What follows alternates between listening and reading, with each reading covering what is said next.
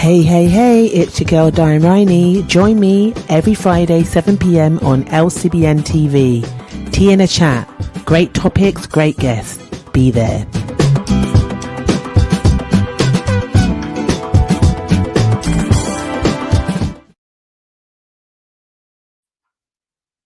Hello. How is everyone doing? I am super excited. I am going to be talking to Monique, and I read her book.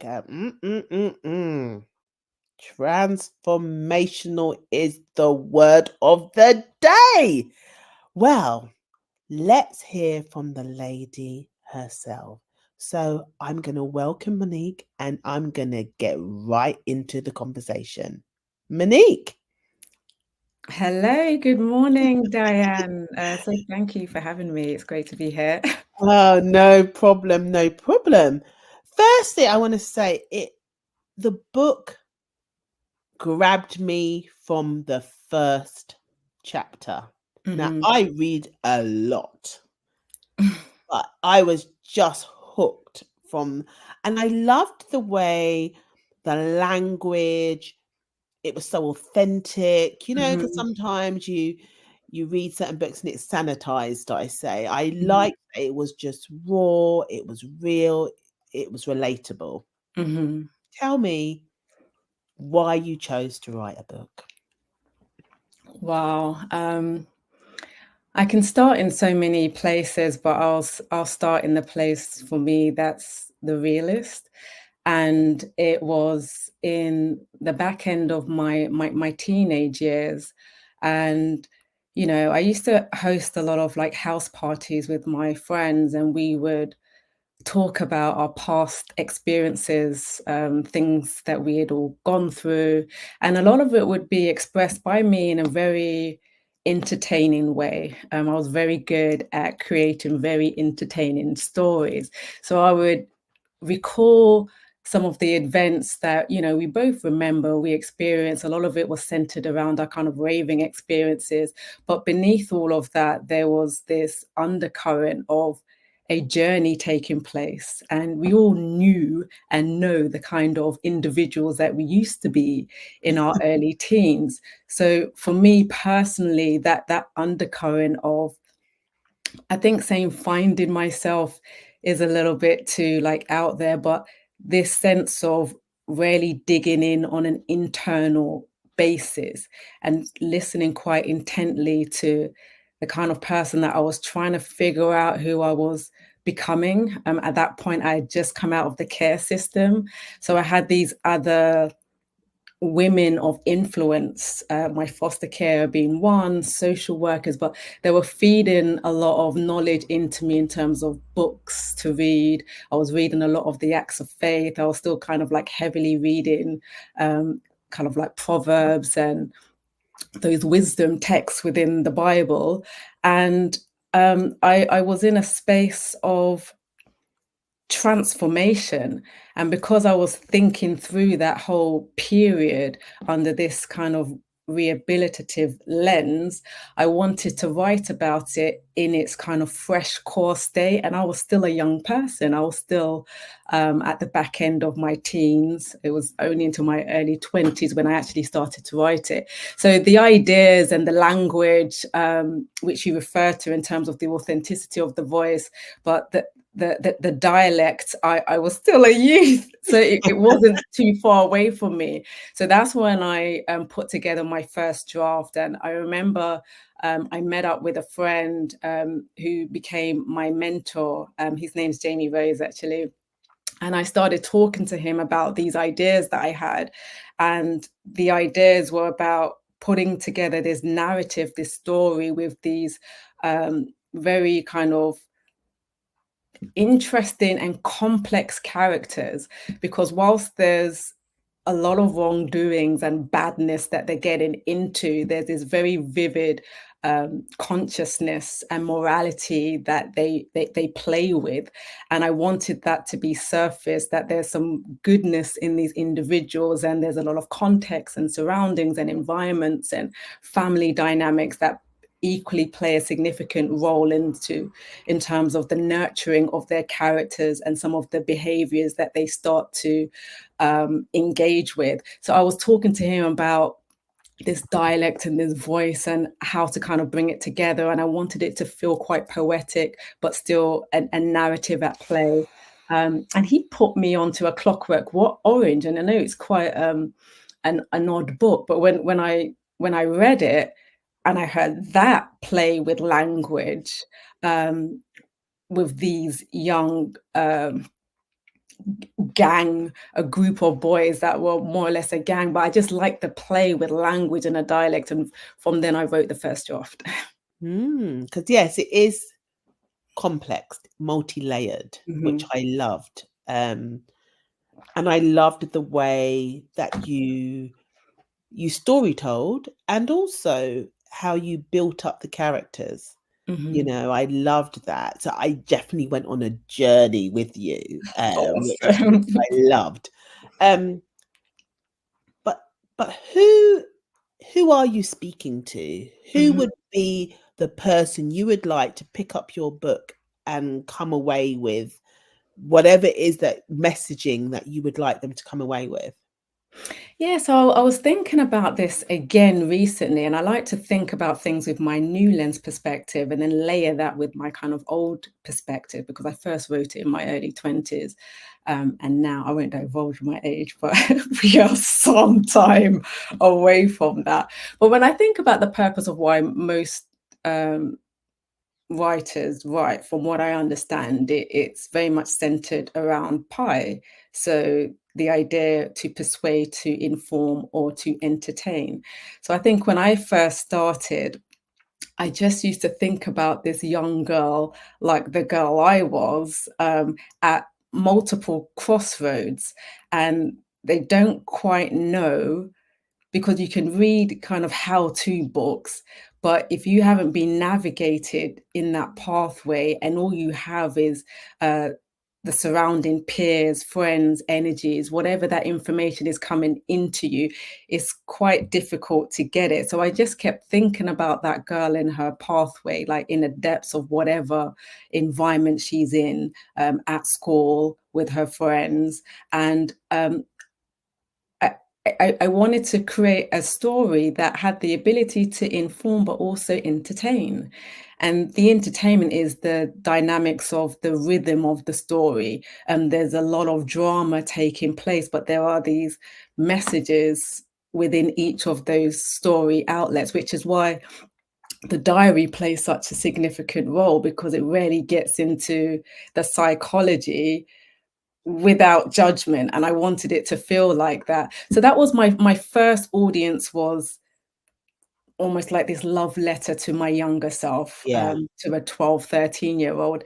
And then secondary to that was me kind of thinking about my friendship group and those in my age group, like the 40 pluses. And when we kind of think back, and there's this feeling of reminiscing and going back and trying to tap into that childlike self again. And in doing that, it plays a significant role in the adult journey of, I don't want to say transformation, but evolving. And a lot of my journey as an adult, a grown woman, so this is a woman in my 30s and now early 40s, has been reflecting and going back and tapping to that inner voice, which is very much a childlike voice, that speaks to us. And often we get, and I'm talking for myself now, you kind of fall into other expectations in terms of life, and you forget who you are at your core, and it's back to that inner voice. So those are my two kind of groupings: this young version of me, and then,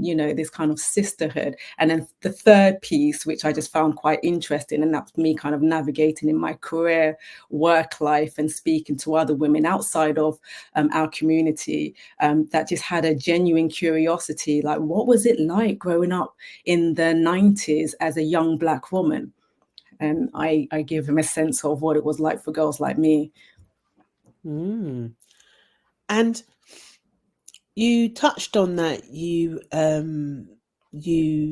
went into the care system, Mm-hmm. and That's really, I found that a really interesting piece, only because I have worked with many people in the care system, and Mhm. I was like, has things changed, progressed? What is the playing field now? And how it can be a good or a bad thing, in the sense that some Mhm. people have gone on.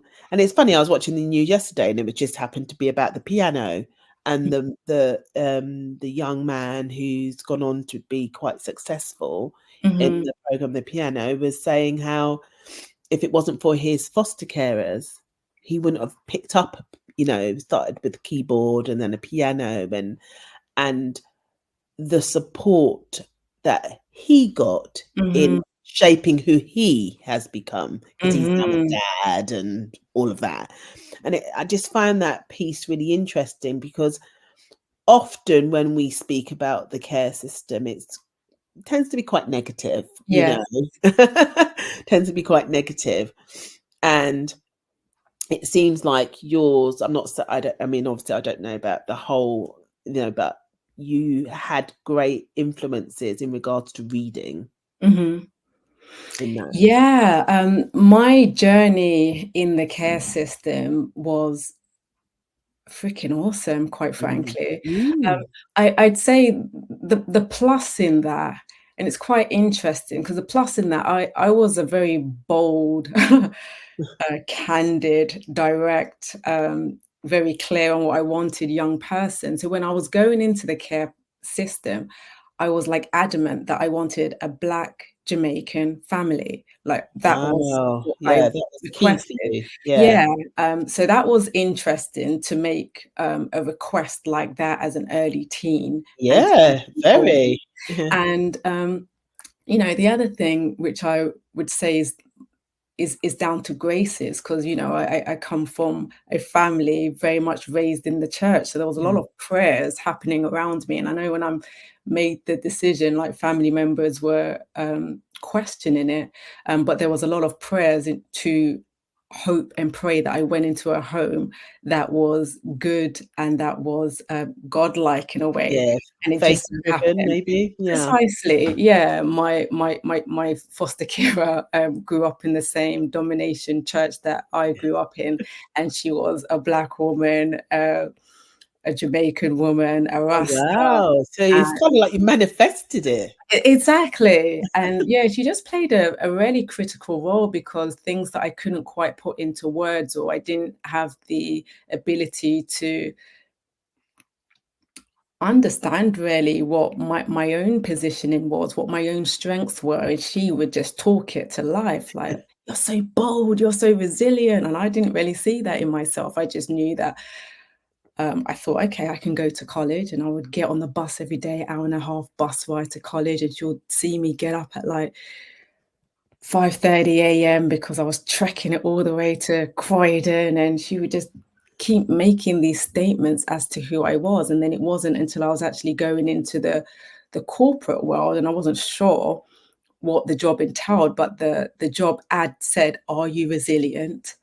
Are you Oh. bold?" And it said all of the words that she always Oh, used to say that I wow. was. And I was like, "Yes, I'm this. Yes, I'm that." I knew it was in advertising. I knew it was in media, but I didn't actually know what the job entailed.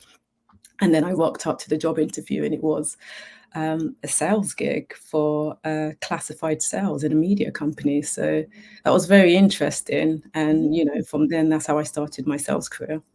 Wow. Wow.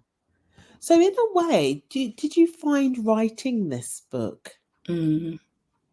therapy?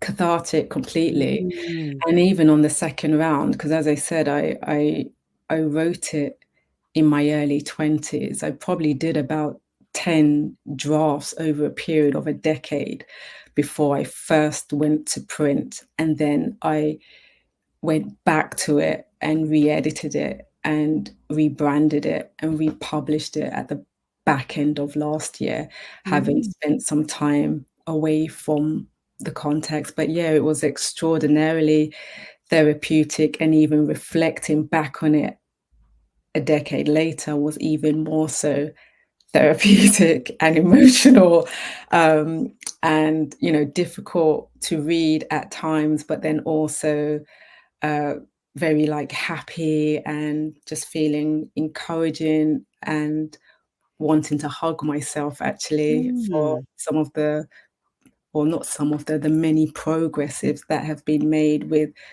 the seeds that were first created back then. yeah. So, if you could tell the audience Mhm. 3 things that you would love the reader to take away from the book, what would Mhm. those 3 things be? So the first thing for me is the inner voice. This is so critical in terms of paying attention to the inner voice. And I didn't even realize how palpable my inner voice was as a child. Mm. But if you read it, you can get glimpses of that Yes, yes, you definitely can. and It's great. It's inspiring, honestly, but you yeah. definitely can hit it. That definitely comes across.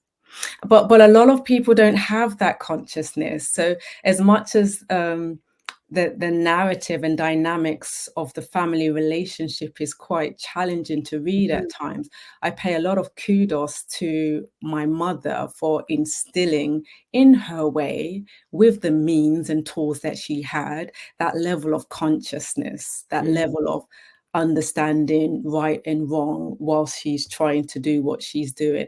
So the inner voice component is key. I would really like those reading it to um, find the voice within themselves, right? That inner voice within themselves beyond whatever the expectations are of Mm. society, those that are around you, um, the ego, and just really pay attention to it because it's such a strong guiding force if you just still yourself enough to listen. Um, the other key message that I would say is the destiny that one has is there to be defined. And I feel that often our traumas of our past can start to direct our futures. So for me, the key message would be is that whatever trauma you've experienced, it doesn't have to be a defining or even play that significant a role of making a clear stairway to where you're trying to get to. Um, and then my third key message, and this is what I strongly try to do, and I know it's quite difficult to read it in this way, and this is one of accountability and ownership. And I think in many a situation, and coming back to the trauma piece, it's quite easy to victimize yourself when you are in fact an actual victim, but the victimization is the thing that keeps you stuck because you're Mm. waiting for on some kind of external force, some kind of external power to relieve you from your situation. So my key message is always um, just take ownership and accountability in redirecting a pathway towards your outcome. And then beyond that is there is an entertainment undercurrent, and throughout it, if you can find laughter and joy, which I've tried to write it in a way that there's space for laughter and joy, then hopefully that would be experienced too. That's really interesting because that accountability piece is big. Yeah, and yeah, it's really big because sometimes your surroundings, your situation prevents you from seeing Mhm. that accountability and the part that you play. But I think it's key to moving forward in anything. Absolutely. That's Um, the transformation, right? yeah, it's key. And as a therapist myself, it is one of the biggest things and challenges for individuals to make. But it's that piece which when you get it, when you Mhm. can accept it, everything unlocks. Mhm. Yeah, Absolutely. everything. 100%. But yeah, but and that's the thing. When I was reading the book, there was a part which had, yeah, just depth. even though at the time you probably wouldn't have realized it. But for me, for someone to be able to even remotely begin to take accountability in situations is huge. It's massive. It's massive. But the key thing about accountability, and it's quite weird because I learned to put the language around it more clearly in my sales career, in a sales role. The thing about Mm, accountability and ownership, it's what gives you agency. Without it, you are not in control. So if you have exactly. no control of a situation, then you are handing over agency, you're handing over outcome, you're handing over the destiny to some other third party. Yeah. So in like a sales capacity, particularly an enterprise sales capacity, you want to be able to have as much ownership of the direction as possible. To some extent, there's some things you just cannot own, but the Oh, only way yes. you get better is if you search within first. What could I have done differently better? How can I do it better next time? And that's what makes you in a continuum of constant optimization of self, of behavior, to get the outcome that you're trying to achieve. Yes, in enterprise sales, the outcome is very much revenue and money Mhm, oriented, mhm.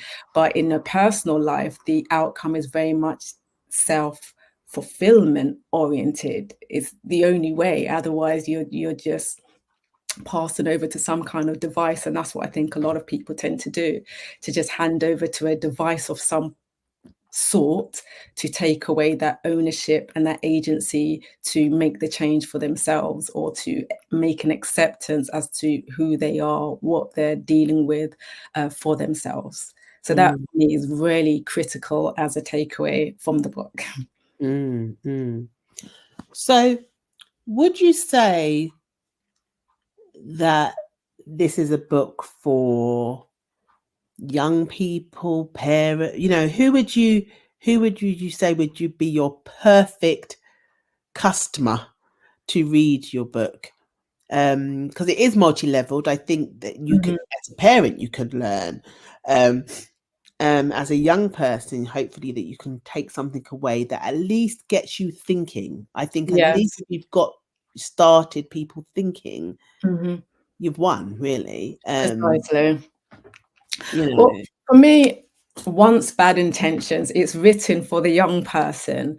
Um, and I know the language might be quite challenging for a young person, but when I think of someone in their mid to late teens, um, I just think of them at that stage where there's just so much opportunity, but there's so many challenges as well. And I mean that from like I'm very much more conscientious now that a young person, because I think about this when I think about my daughter, their prefrontal cortex, the front part of their brain, isn't actually fully developed no into until their mid-20s. So the prefrontal cortex, which is the part that has much of the decisioning and decision making, and yeah, yeah, and to be able to rationalize things in a sensible way, it's not fully developed until the mid-20s. So based on, and this is just by sheer luck and throw of the dice, based on that environment you are born into, the household you are born into, the people that surround you, you can go in so many you directions. can And it's not necessarily your fault. At some point, you're gonna have to become accountable because that's the only way to get to out of move it. forward. Yeah. But still in the moment, you're gonna be thrust in so many different directions in terms of the way you're thinking because you lack rational, very clear decision-making ability. So I wanted to write a book that is not preachy. My intentions wasn't to be preachy, so it could be received in the right way, in the right term. And that's why they're my core audience. That's like Yeah. 15 to 24. That's how I was kind of thinking that those are the individuals that I would really like this story to land with. I think it will lean more to the female readers, but then I Mhm. also think it plays a significant role with men and those young men and boys and how they're engaging with girls and what that process looks like, and just the vulnerability though of some of the girls that are entering those environments. There's so much vulnerability. So I just Mm. wanted to provide this perspective of a young girl that has all of this vulnerability, but she's also very feisty. That's a light-hearted word to use, but she's very feisty. You know, she's very assertive, aggressive, even in this kind of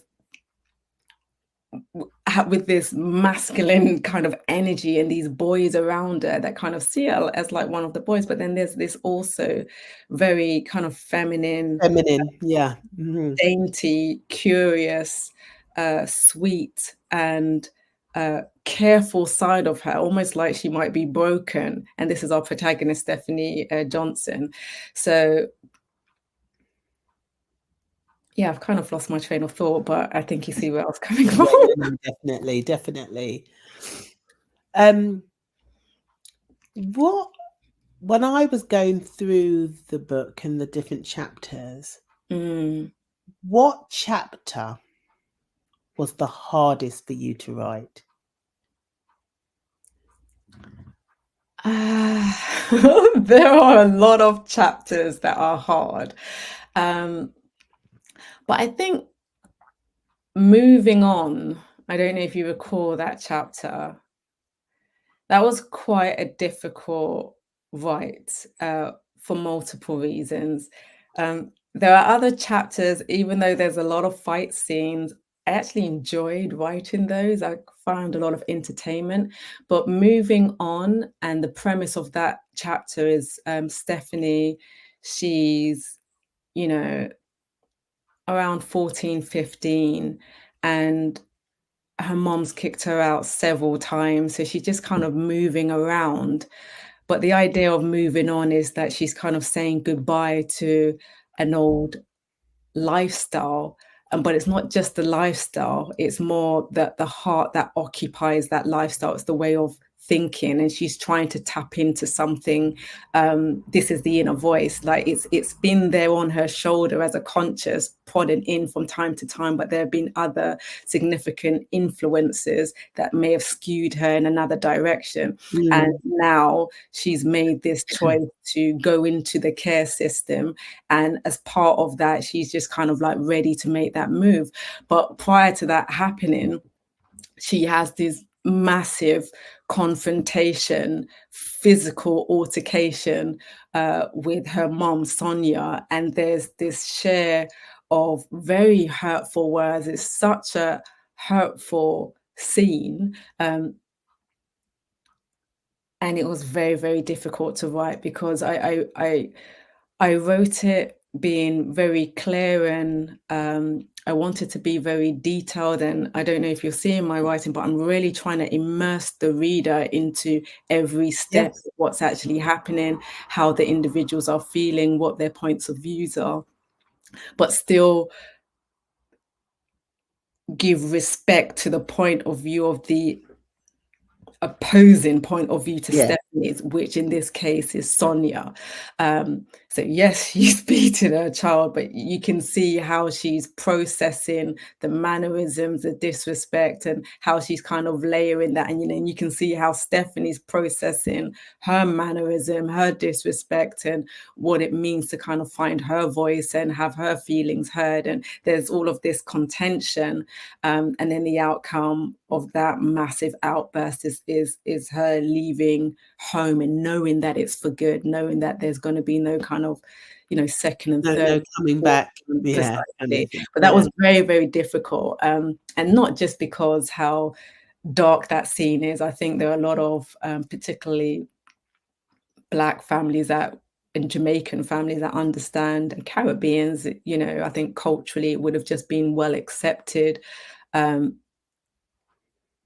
in the 80s, 90s, Yeah. and certainly in their generations, just in terms of how discipline would be carried out. Um, from a place of love. And that's why I think the conflict is, and I think that's why it becomes so challenging in entering relationships and expanding other relationships outside of those family dynamics, because you get confused with the interpretation of love and how your feelings can be seen or manifested, because to some extent you're to be seen and not necessarily heard, and there are hierarchies, and it's quite a tricky Yeah, dynamic. to maneuver. Yeah, it is. Yeah, and But I in think my older also age, I really get it. yeah, and I also think culturally, and also I think maybe when you become a parent, Mm. it's funny enough, I was having a conversation just the other day, and I was saying to my teenagers that that parents make decisions, they don't always get it right, but they make what they believe are the right or best decisions with what they have. Precisely. And if it's generational, isn't it? If It you've is. been taught this is how you do stuff, and this is, and then you know, and I think and that's where you see the struggle for the parent, Mhm. But there's certain things that I think when you're younger are quite black and white. Yes. And then when you get older, you realize, oh God, there's so much grays. It's so not black or white. But that comes with experience. It comes with having your own children sometimes, or or being in a position where, whether it's your niece or whatever, that you get to realize that, oh, this is not a yes or no. No, it's very It's grey. situated. It's And very grey. yeah. And reading the book, what it highlighted for me was how those hidden greys are there, and that, oh my God, if you really get into it, because you're just thinking, oh my God, would I do that? So Yeah. I thought the way that you respected the individual characters and their journeys, I thought was written very, very well. Thank you. Thank you, Diane. Yeah, and I really try to do that because I thought it would be too easy to just make Sonia, Stephanie's mum, the villain. Yes. Um, and it would be too easy to just make Stephanie the victim, right? Because she's this rough, bad girl. So I wanted victim and villain to play a role within both of them, right? And they're gonna kind of swing like a Yeah. pendulum swing between that, because they're humans and it's Yeah. part of the human conditioning. And as you said before, as parents, as individuals, you work with the tools you have in your box. You do. And here you are raising children, and you're supposed to be building a house as part of the raising of those children, and you just have a screwdriver or Yeah. maybe a spanner. That's all you have at your disposal in terms of what you were given. But you have faith and you lean into that with everything you got, and you take your interpretations of it to the nth degree. And that's how wars start. It's just the human condition. So, now I often kind of think back to like Maslow's hierarchy of Yep. needs. Like that's where Mhm. I kind of take it. Like, oh, what was missing? Yeah. So we had some of this physiological stuff there, but safety wasn't quite there. And this social piece of connecting, that love connection was kind of misinterpreted, or it wasn't delivered in this way because the safety component wasn't there. So it gets interesting, like how you think about discipline, how you Yeah, think and about society, because yeah, you might say, I've got friends whose parents worked how many jobs because they wanted a better life for their children. yes, But in doing that, they wasn't around, yeah, and it's that, were not easy. I'm sure these were not easy decisions, mhm, but it's so quick to judge. Oh, it look, is, you don't have time for your children. Da, da, da, da, yeah, But it's just a completely, when you, as I said, a little bit of maturity makes you look at things completely differently. absolutely. And I did think that was captured very, very well. Thank I you. I know when I read it, I kept thinking, oh, when is this going to be turned into a TV drama or something like that? Because I just thought it's very good. It's very good.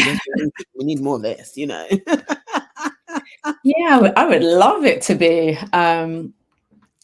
Yeah, I think I've not seen anything quite like that. So I would love to see that, because in a on screen, because of you've got the entertainment thread, Yes. but then you've also got these very real emotional aspects that are centered around transformation or Yeah. anchored in transformation, um,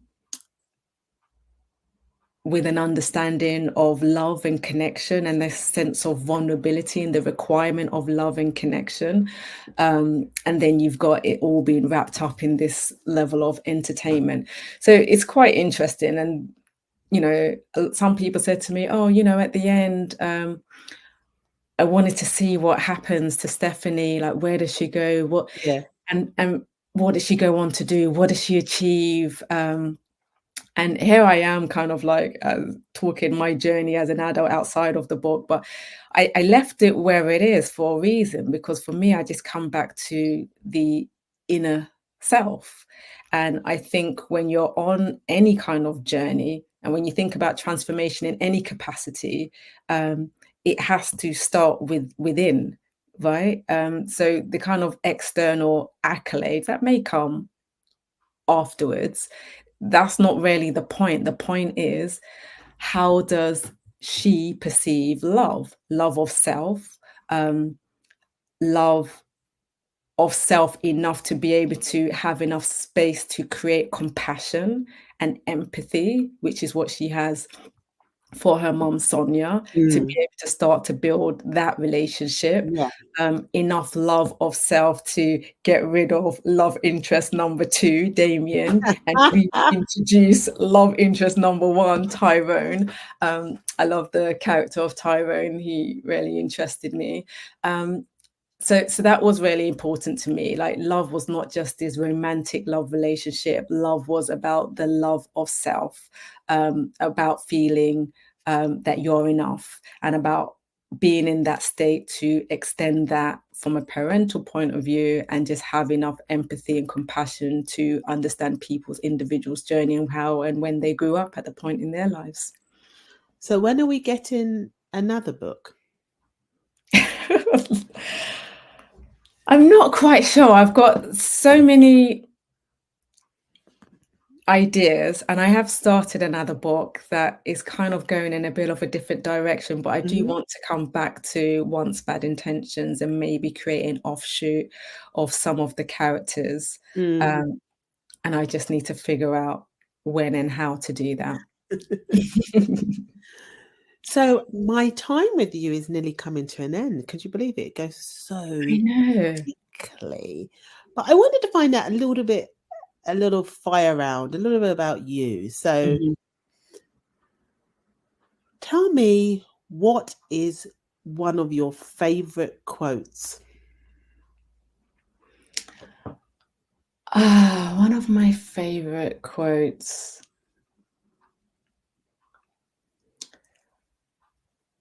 I can't even think off the top of my head. I'm drawing a complete blank. I do refer to a lot.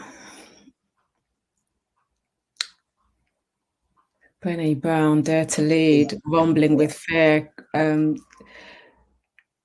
Rumbling with Vulnerability, rather, that comes to mind. And there's another yeah. quote from Maya Angelou, but my brain's just gone Because blank. Um, don't you worry. But and other than your book, of course, mm, what is what are your favorite books that you've read that had really impacted you? there's so many books, but I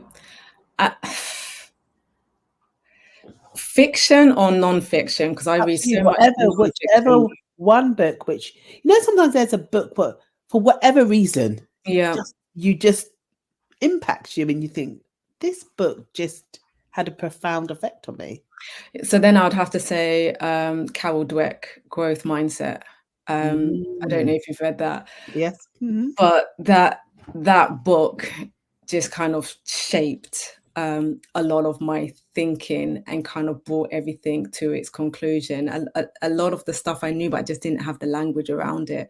But again, it's what I'm talking about in terms of the transformational change, making those incremental efforts to applying those personalized efforts to make those incremental advancements in your personal life. Like you can shift things from left to right. You can accomplish the things that you desire to. You can make those changes. You just got to put one foot in front of the other and start step by step.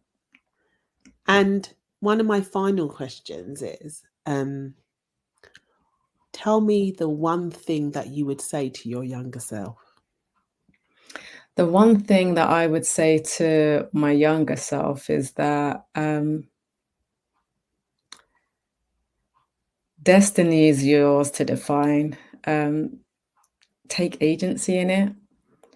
There's a voice within you, that inner voice that's very loud at times, and it can be quietened by things surrounding you. And I would still those things, still the noise, and pay very close attention to what she or he's saying. And in that voice, I think you'll find so much magic, so much magic. It's been a pleasure, Monique. I mean, Yeah. well, I think what you've gone on to achieve, and even the sharing of the story, I know it's a semi-autobiography, but it's just so powerful. And Thank you. I think your readers will definitely go away just feeling lighter. It's an interesting book. I honestly read it. Initially I thought, oh, here we go, the same. I'm gonna be honest. I did. I thought, oh, here we go, bad person, and they do good. You know what I mean? Kind of Yeah. thing. That was my initial. That's without even read. Just at the start. Mhm. But then as you get into it, and the layers, the complexities, the laughs, the everything, I just thought this book is, I think, more powerful than you even would understand, because it really did. And especially for someone like myself who's not a Londoner, Mhm. a lot of the, the little novice type things, it's not something I grew up around, Mhm. but I could still identify. And I thought it was really, really interesting. So I just want to say, well done. And we need a number, and we need another book, Monique. Thank you. So we need Oh, another. thank you. That means so much, Diane. Yeah, Once Bad Intentions is definitely a love letter to my younger self. It's a love letter to Black London in the Yeah. 90s, and certainly my culture, Jamaican culture. I wanted to bring a lot of the positives from that culture to Mm. life. Um, and I think, characters like Dada do a lot of justice in bringing some of that culture to life. A lot of the music that would have played significant roles, Dennis Brown, even Bob Yeah. Marley. Like, oh my gosh, just a lot of the music that really speaks to the soul and helps in that defining of that inner voice. Like Yeah. those are the influences, I believe, that helped shaped it, alongside the kind of spiritual pathway that would have been parallel to those. So, as we're coming to an end, Mhm. what is one of your favorite tracks? What is your go-to? What's on your playlist, Monique? Come on, because I hear you mention Dennis Brown. I'm a Yeah. Dennis Brown, Gregory Isaacs, you name it, Yes. it's me. So, what is one of those tracks that you just think this track's just is just sweet? There's so many, but I think one that I always come back to is Redemption Song. That one is The just a words. spiritual Mm, mover for me. Um, and then there are others in the kind of neo soul mix. Jill Scott, I keep mm. that one. I've got songs that I just tap into when I'm in a certain headspace, and I Yeah. just want that energy to be um, just re-energized within Yeah. me in sound. And, you know, Erica Badu, Yeah. Greta Yeah. Carl, Tyrone, like You're I taking can me hear back that now. song. Yeah. Yeah. I'm telling you, those were the classics, isn't it? Like, Yeah, you know, they were the definite go-to when you're in a, yeah. I hear you. I hear you, Monique. yeah. So thank you once again. Before we leave, can you tell us where people can find you? Have you got social handles, Mhm. website, plug? Yeah, so you can find me at moniquecampbell.com, and I think everything's available from there, also on LinkedIn, also on Instagram, Mhm. Facebook, primarily Instagram more so than Facebook. Yeah. Well, congrats. Thank you. I think this is a book that people definitely need to read. Thank And you. I can't wait to interview again when I see you upon the TV and I say, oh, that is Monique's book. Oh, so you know what? I'm going to manifest it for you. I'm Thank going to put it you. out there. Thank you, Dad. I And really I think appreciate it. we need to hear and read and see more stories like this. Thank you, Dad. And it's been Yeah. great having this tea and And chat I with chat, yes, you. yes, yes, if it with tea corner. But anyway, until next time, I will see you soon, hopefully. Wonderful. Thank you so much. It's been great being a part of this podcast, and I really appreciate the style and approach, very honest and genuine approach in Yeah. terms of the questions you've asked. So thank you. Oh, thank you. You've been a great guest. Thank you. Hey, it's your girl Diahanne Rhiney. Join me every Friday, 7 p.m. on LCBN TV. Tea and a chat. Great topics, great guests. Be there.